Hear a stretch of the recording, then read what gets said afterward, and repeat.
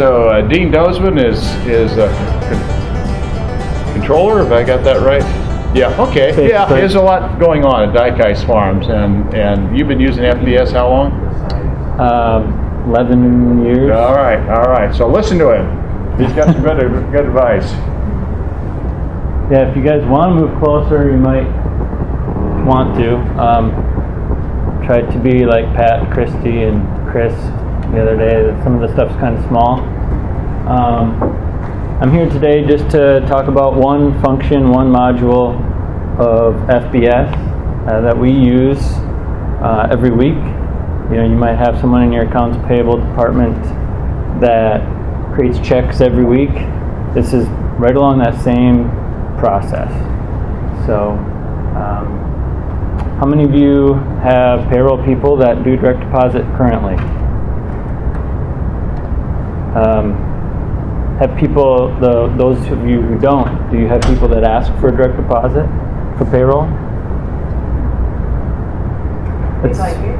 Yeah, they probably like it. Yeah, they haven't asked, but I'm sure it would be sure. Yeah, so similarly, vendors, people that you pay for your bills every week, more and more people are asking for that as well. Or if you bring it up to them, they say, yeah, that'd be handy, you know. I know when my money's coming. It goes right to my bank account.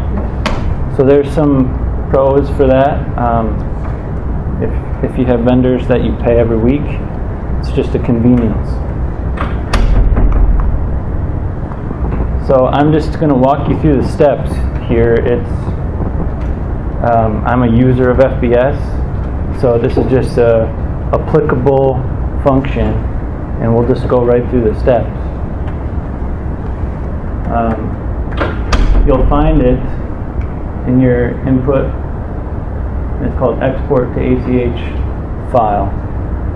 So I don't know, we have a lot of modules already, so I don't know, you have to ask Norm, I guess, or Sarah, if you have to add that function to your system. Yeah.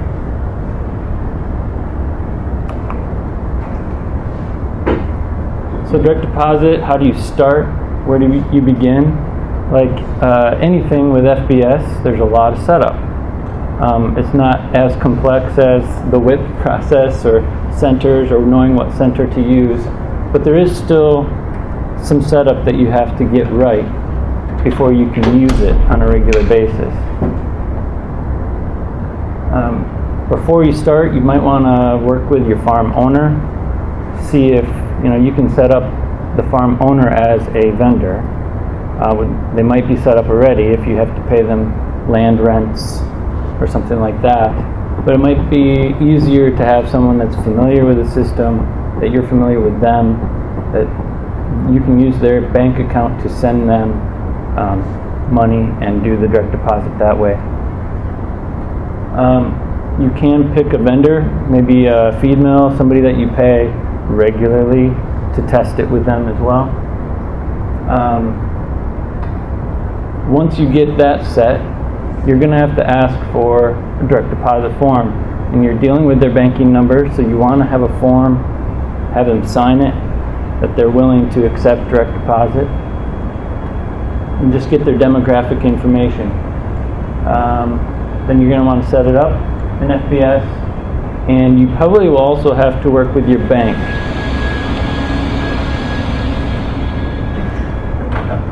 Just a little pause there.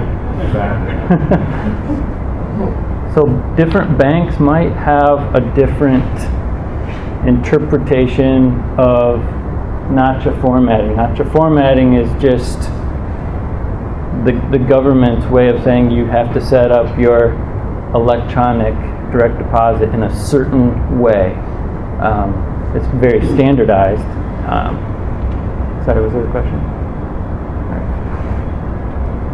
So you can set up with your bank and do a test file with them to see, create your first direct deposit form and just see, ask your bank, will this work? Will it flow through your bank and into the people's bank accounts? This is just a sample form. You have your business name, phone number, tax ID, and a signature. I always try to put the signature right near the top so that they don't forget to sign at the bottom. We've had just a ease of use thing. And then your demographics, is it a checking account, is it a savings account? Over time, sometimes people want to change their bank account or discontinue, so I have those options there.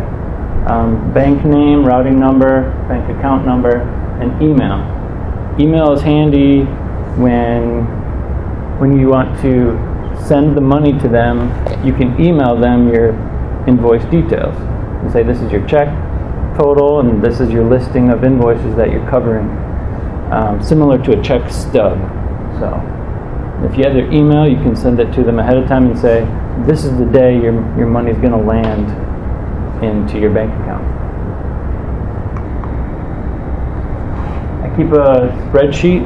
This is just basically a checklist to make sure I've followed all my steps for setup. Sorry for the visual, it's hard to see, but so you have your vendor name, you received your direct deposit, you got your EIN. So in the vendor setup there is a tax ID or EIN field. You'll have to set that up or get that for this to work. You can actually just type in whatever number, but it's easier if you have a real tax ID number. And then there's a separate function to actually set up the ACH. So the FBS EIN setup is for your vendor setup. The FBS ACH setup is going to be your banking numbers. So two separate setups. If you want to, you can create a pre-note. The pre-note is a test run, $0, so no effect. And then oftentimes if it's not set up right, your bank will tell you, hey, this direct deposit didn't go through. Or maybe you miskeyed a bank number. So that's a good best practice, is to create a pre-note first. And then I have the emails listed there so you can email the details like I said before. So like I said, you want to set up the direct deposit, receive it in first. Oftentimes, since you're sending out a direct deposit request, it's a good habit to send out a W-9, just for if you need it for 1099s at the end of the year. You're sending one form, why not send two?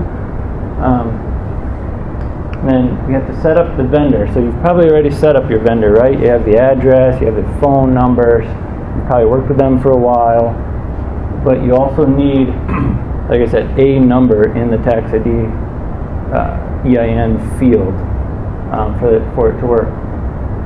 And then you got to go to the ACH setup itself. These are just examples again of the forms. So setup, go to accounting, go to vendors, and then you get to your setup. This is your Social Security number, tax ID number, federal EIN number. Yeah, that's the field you're going to want to fill in on the vendor setup side of it.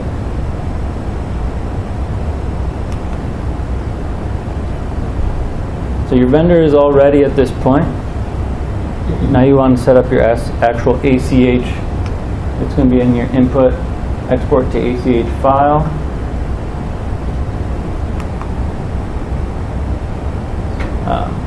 This is where you're going to put your banking information. This is the screen that pops up. So this screen you use to create your ACHs in the process, but it's also your screen to do the setup. And there's a little button here. This is where you want to go first. I just put in fake numbers here. These aren't real banking numbers, just so you know.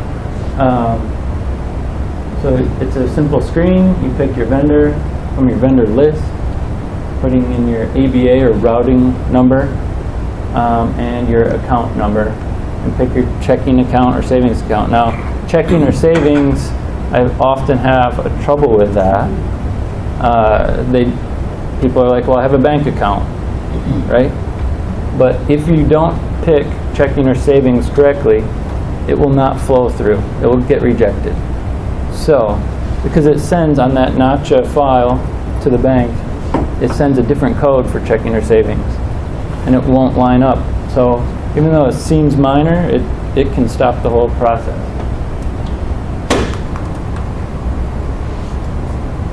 So how do you go ahead and process the actual, you have all your setup done now, how do you do direct deposit?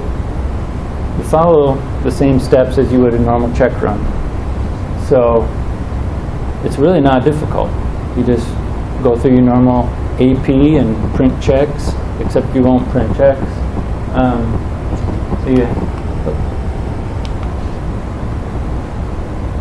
I like to choose a different, hitting the wrong buttons here, check number sequence. So if you have a check number sequence and your check numbers are 5 digits long, maybe pick something that's 4 digits long. It's easier with reporting. It keeps it separate so you know which vendors are electronic, you know which vendors are paper checks.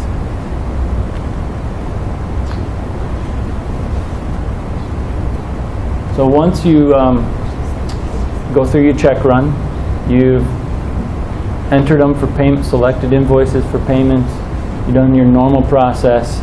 Instead of going to print the checks, you're going to go down to the input port to ACH, which is the screen we had right here.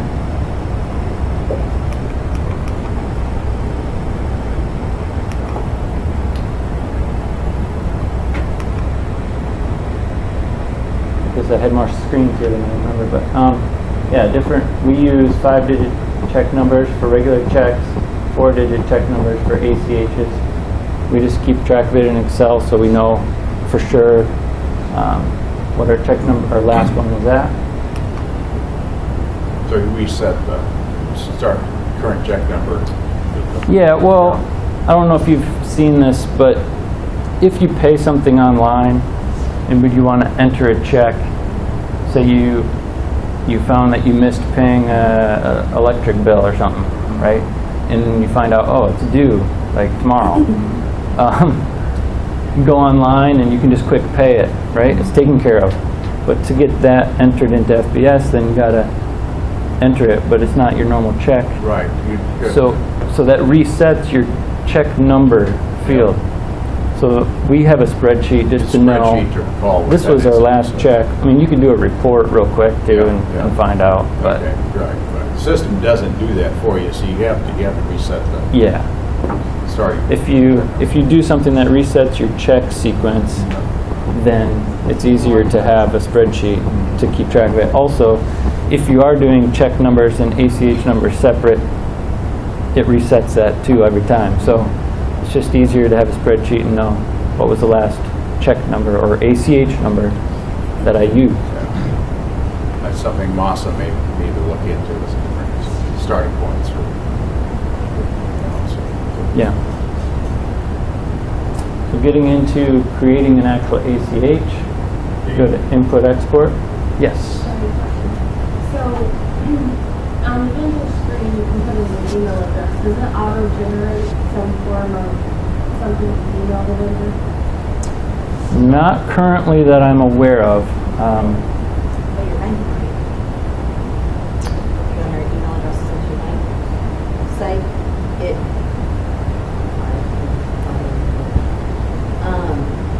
We actually populate it at our bank level, and then it will send the user or the receiver an email and say that, hey, it's been posted. We do not do that in both places at this time, just in the. Yeah, the vendor setup is more for information at this point. That could be something we, could be added to link in. I'll just give a little disclaimer. There's a couple functions with the direct deposit that don't exactly work quite right, so you have to. There's workarounds, and I'll kind of get to that if we get that far today. But this is just how the function normally works at this point. And like I said, in the spreadsheet I had for my checklist, right?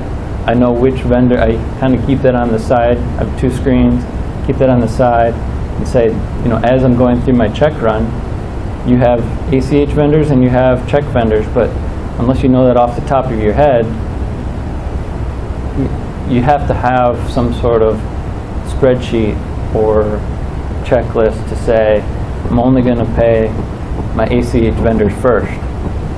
And then on that is your email also for them. So then you can use that spreadsheet to email out your invoice details.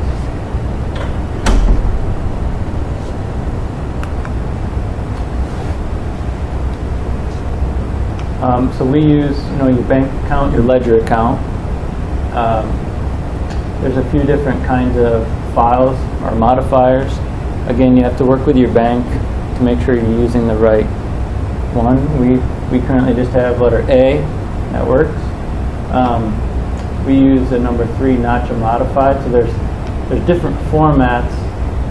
You can see Wells Fargo is in here, Key Bank is in here. So FBS has worked with some banks already and created formats that work with those banks.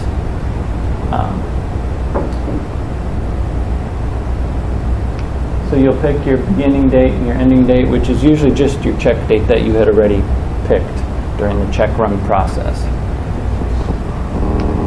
Transmission date, so that's what I'm doing the check run for direct deposit today. I'm transmitting it today. And then effective date is when you want it to hit their bank account. So you could pick 2 business days from now. So if you do your check run Wednesday, you want the funds to hit their bank Friday. That usually works pretty good. You can pick your dates. So you have more control this way of when they're cashing their checks, right? You control when it's going to hit their bank, when it's going to hit your own bank. Description, I usually use a date, and then with my company, so we have a few different companies, so I'll do 2019 August, whatever, and then Inc. for Dykhuis Farms Inc. And then your export file, you have to pick a folder where it's going to send the direct deposit. You have to have a folder set up and then save it there. Include previous entries, include entry report.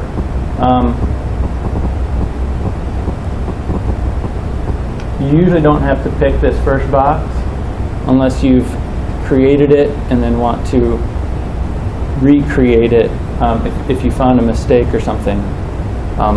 It won't, it's like a check, right? You pick it once, you print it once. It's hard to reprint a check unless you go through very specific steps. So that's kind of what this include previous entries is. If I really needed to recreate the ACH over again, that would be the box to pick. Include entry report. That's the report that you want to pick. It gives you your check stub, basically. Okay, so if you want to email out your details of every invoice, dollar amount, invoice number, to them and say, this is going to hit your bank on Friday. That's the entry report you want. Create test file. That's your pre-note. So if you're doing this for the first time with a new vendor, you want to send it with $0. It won't affect them. They won't even know what's happening. But you want to make sure it will work when you have real dollars. You do this pre-note or test file first. And if it doesn't work, the bank will tell you. And usually give it a week, give it some time. And then if you don't hear anything from your bank, then next week's check run, go for it.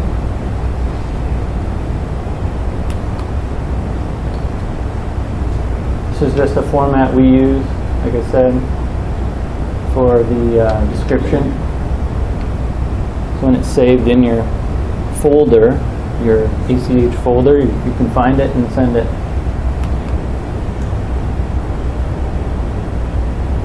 So just an example of our folder, we have our Q drive or file server, accounting folder, and then we have a notch of vendors. During this process, it creates 2 reports. It creates your actual direct deposit text file, which is difficult to read, right? It's notch of formatting. It's difficult to read. And then you have your report, which is, I mean, if you open that up, you can read all the invoice numbers and all the amounts. It looks just like a check stub.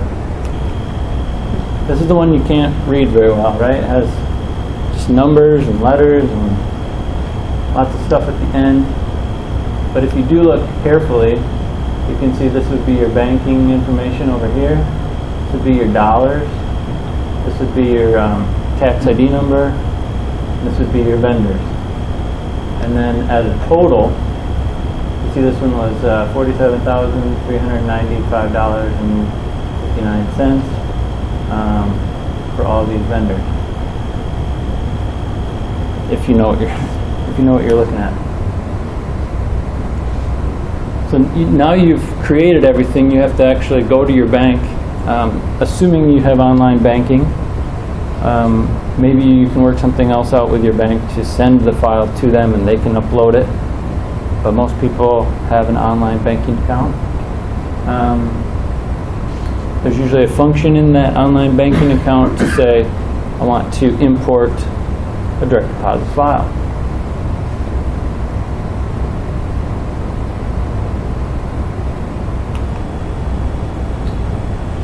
This is the report you get.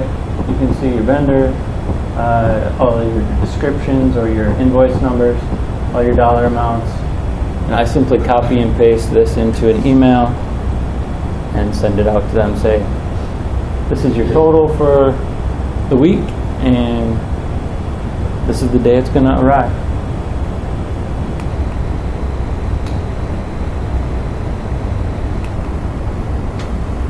That went pretty quick, but yeah, if you have questions at this point on any of the setup, yeah. So is there, I mean, we use transfers and things like that too. Okay. So direct, I mean, it's somewhat, obviously, if this is all the system is done for you, but fees, is it the bank that charges you to do this? Or, I mean, this is where Canadian American, it could be different, but do they charge you to do a direct deposit like that?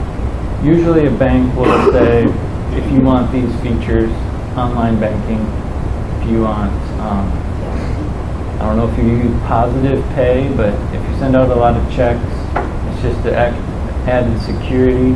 So going along with some of the things Jeff was talking about, online banking is a website, right? People like to steal identities, right? So they can steal check identities too. So one thing we've implemented is positive pay. It's what our bank calls it, but we tell the bank these are our check numbers, our dollar amounts, and dates. And then once the check is cashed, the bank runs it against their own list that we provided. So there are features in online banking that you probably will have to pay for, and that varies by bank. Yeah, absolutely. It varies on how many features you want. I think a lot of times you can, and it's charged per transaction. Oh, really? Don't get me wrong, you can get some fancy deals too, bank system too, but yeah. I just It's usually direct easier deposit, if you have a deal with the bank that you have kind of a set total Yes, fee. yes. I know for like our church, for example, it's just $40 a month, and we have a whole bunch of features, and it's, for a church budget, it's reliable. You know what you get, and for a business, it's a little higher than that, but we have a lot more functionality. So. Do all of your employees at Dykhuis, are all of them direct deposits? No, we started direct deposit for payroll about 10 years ago. There was a lot of interest, and as our business grew, there was more interest. For probably the first 12 months, I don't think a week went by where somebody didn't sign up. It was pretty crazy for a while. But at this point, it's about 75% take direct deposit, 25% don't, and that's totally fine. And it's kind of the same way with vendors. People that you pay every week, if you offer it to them, they usually say yeah. It's the vendors that you don't pay that often, and sometimes it's not worth the hassle. But having a process to do both is really handy. Yeah. I don't even know, but are you, so we do payrolls through the bank, you mentioned over here instead through, but it's, if you do it through, are you using Centerpoint? Is that how it works through, you go through Centerpoint, just for ACH on payroll, or? Yes. We use Red Wing, Centerpoint payroll, but I mean, it's a separate process. Yeah. Their files, Centerpoint's files are more And are there, I guess I'm assuming that if you have a direct deposit customer, you can choose whether they get a paper check, or if they want a paper check, they can get a paper check. It could be either way. Either way is fine. Yeah. Yep. But like I said, we pay our feed mills electronically, and they really like that because sometimes you get a lot of invoices from feed mills, right? And it's easier for them. Sometimes you have so many invoices it won't fit on a real check stub anymore, right? And so then you're always sending extra reports to make sure they apply the payments, right? So having direct deposit and emailing it to them, the list, I mean, it's easier. And like I said, you know when the money is being transferred. So on the back end, when you have to reconcile your bank statement, it's way easier. You don't have outstanding checks that you have to hunt down and say, hey, do you have a check lying around someone's desk? Or do I have to reissue a check? You know, it just... So it looks kind of complicated, but that's just the setup. It's really once you in the rhythm, it's pretty simple. It's really just like doing a check run, except you go to online banking and you import a file. That's it.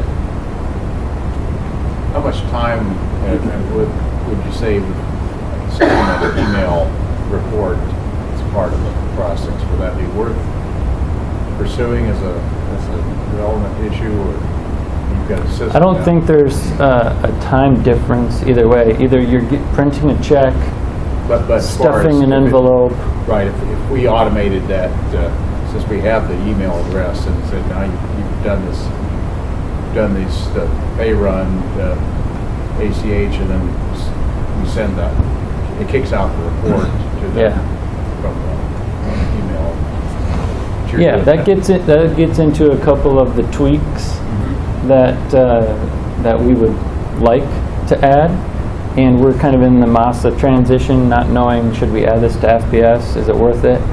Or should we add it to MASA when we get it? So some outstanding items that we see are the transmission date. So a lot of times that date doesn't flow through into the NACHA file, the one that was hard to read. Okay. So then you have to manually edit that file, which means you Sometimes have... it does, and sometimes it doesn't. Art, for us, it hasn't ever worked. Okay. It's always the date that you create the file, Uh-huh. even though you can select, you know, it looks like you can select whatever date you want for transmission date. So it's like that functionality isn't quite there. So that file that's hard to read, sometimes you have to actually edit it to get it to work. Okay. If you know where to look, it's not hard, but it's just one extra step to work around to make this work smoothly. Doing the pre-notes, they're, just like I said earlier, the checking and savings are critical. The pre-note is the same way. It's its own code. It's a banking code in the NACHA file.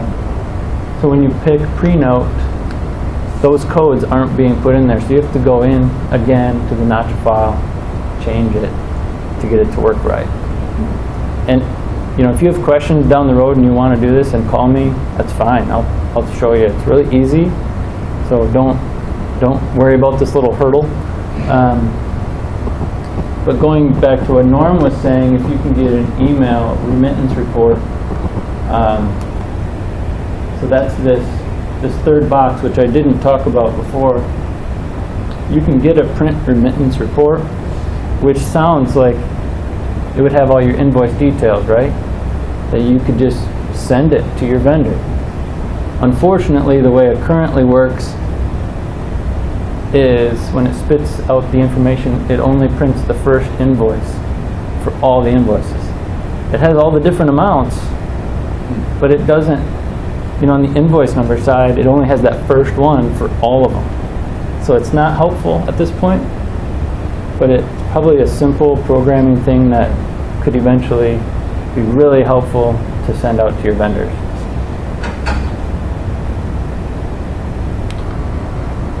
So yeah, there's like just 3 things I think that would improve the current direct deposit thing. But there's workarounds and it works great for us at this point.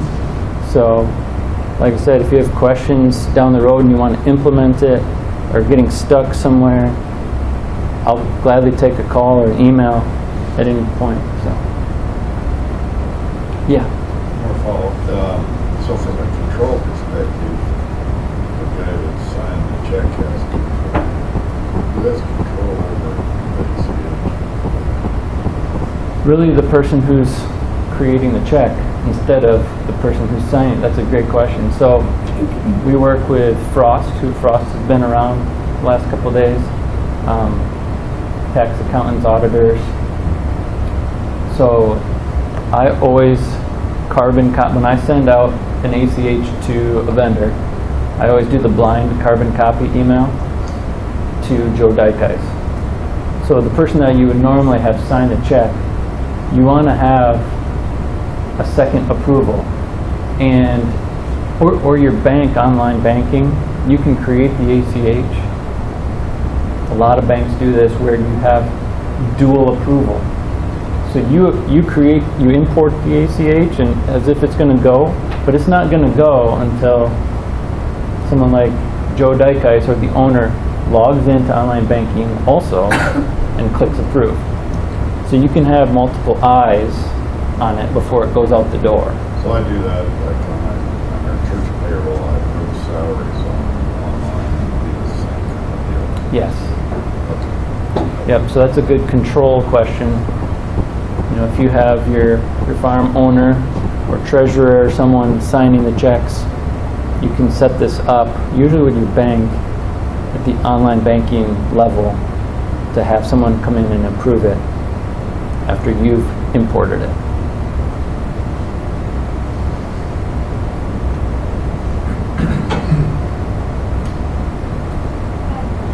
Yeah.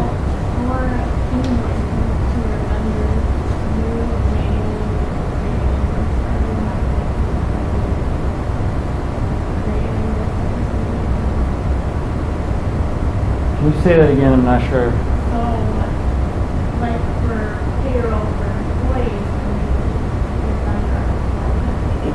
they'll get an automatic email saying, at the end of the day, where check to get. For vendors who's not automated. Not currently, no. So I do that myself manually, I guess you could say. So. But with the report out there, you can copy and paste into an email. It doesn't take that much longer. And I would say it doesn't take any longer than printing a check, tearing the stub off, stuffing in an envelope. So it's one or the other. All right. No, I appreciate it. Well, so we scan source documents with the check currently. Okay. How do you do that? The report that you email out, you're going to want to print that off for your own records, right? And attach it to your actual invoices or scan it in with your actual invoices. Yep, yep, good question.